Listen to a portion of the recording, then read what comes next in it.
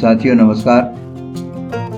स्नातक पाठ्यक्रम के प्रथम वर्ष के फाउंडेशन कोर्स में हिंदी भाषा एवं संस्कृति विषय के अंतर्गत आचार्य रामचंद्र शुक्ल के निबंध उत्साह के मूल पाठ को पढ़ते हुए हम इसके भाव और इसमें निहित विचारों को समझने का प्रयत्न कर रहे हैं। अभी तक आपने उत्साह निबंध पर आधारित 4 वीडियो को देखा है। यह इसी सीरीज का 5वां वीडियो है। कर्म के मार्ग पर आनंद पूर्वक चलता हुआ उत्साही मनुष्य यदि अंतिम फल तक न भी पहुंचे तो भी उसकी दशा कर्म न करने वाले की अपेक्षा अधिकतर अवस्थाओं में अच्छी रहेगी, क्योंकि एक तो कर्म काल में उसका जितना जीवन बीता वह संतोष या आनंद में बीता, उसके उपरांत फल की अप्राप्ति पर भी उसे यह पछतावा न रहा कि मैंने प्रयत्न नहीं किया। फल पहले से कोई बना बनाया पदार्थ नहीं होता। अनुकूल प्रयत्न पूर्वक क्रमानुसार उसके एक एक अंग की योजना होती है।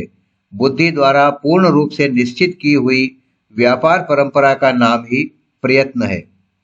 किसी मनुष्य के घर का कोई प्राणी बीमार है, वह वैद्य के यहाँ से जाकर जब तक औषधि ला कर रोगी को देता जाता है और इधर उधर दौड़ धूप करता जाता है, तब तक उसके चित्त में जो संतोष रहता है, प्रत्येक नए उपचार के साथ जो आनंद का उन्मेष होता रहता है, वह उसे कदापि न प्राप्त होता यदि वह रोता हुआ बैठा रहता।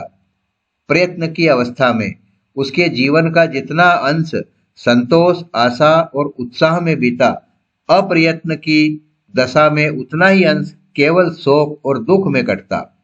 इसके अतिरिक्त उसके एक एक रोगी के न अच्छे होने की दशा में भी वह आत्मग्लानि के उस कठोर दुख से बचा रहेगा जो उसे जीवन भर यह सोच सोच कर होता कि मैंने पूरा प्रयत्न नहीं किया। यानी कर्म न करने की बजाय कर्म में संलग्न रहना हमेशा संतोष देने वाला होता है। कर्म में आनंद अनुभव करने वाले ही का नाम कर्मण्य है। धर्म और उदारता उच्च कर्मों के विधान में ही एक ऐसा दिव्य आनंद भरा रहता है कि कर्ता को वे कर्म ही फल स्वरूप लगते हैं। अत्याचार का दमन और क्लेश का समन करते हुए चित्त में जो उल्लास और तुष्टि होती है, वही लोकोपकारी कर्म वीर का सच्चा सुख है। उसके लिए सुख तब तक के लिए रुका नहीं रहता जब तक कि फल प्राप्त न हो जाए, बल्कि उसी समय से थोड़ा थोड़ा करके मिलने लगता है जब से वह कर्म की ओर हाथ बढ़ाता है।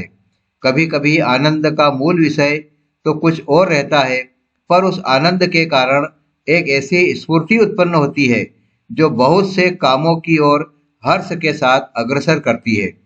इसी प्रसन्नता और तत्परता को देख लोग कहते हैं कि वे काम बड़े उत्साह से किए जा रहे हैं। यदि किसी मनुष्य को बहुत सा लाभ हो जाता है या उसकी कोई बहुत बड़ी भारी कामना पूर्ण हो जाती है, तो जो काम उसके सामने आते हैं उन सब को वह बड़े हर्ष और तत्परता के साथ करता है। उसके इस हर्ष और तत्परता को भी लोग उत्साह ही कहते हैं।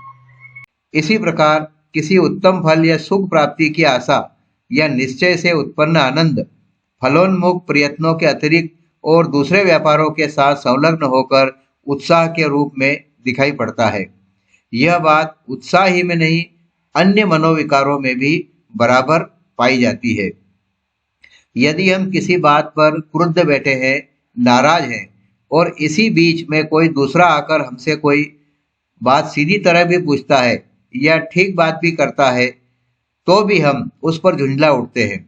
इस झुंझलाहट का न तो कोई निर्दिष्ट कारण होता है, न उद्देश्य होता है। यह केवल क्रोध की स्थिति के व्याघात को रोकने की क्रिया है।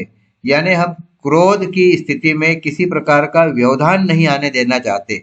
उस व्यवधान को रोकने के लिए हम ऐसा करते हैं और क्रोध की रक्षा का प्रयत्न यह है। यानी हम क्रोध को बनाए रखना चाहते हैं। इस झुंझलाहट द्वारा हम यह प्रकट करते हैं कि हम क्रोध में हैं और क्रोध ही में रहना चाहते हैं।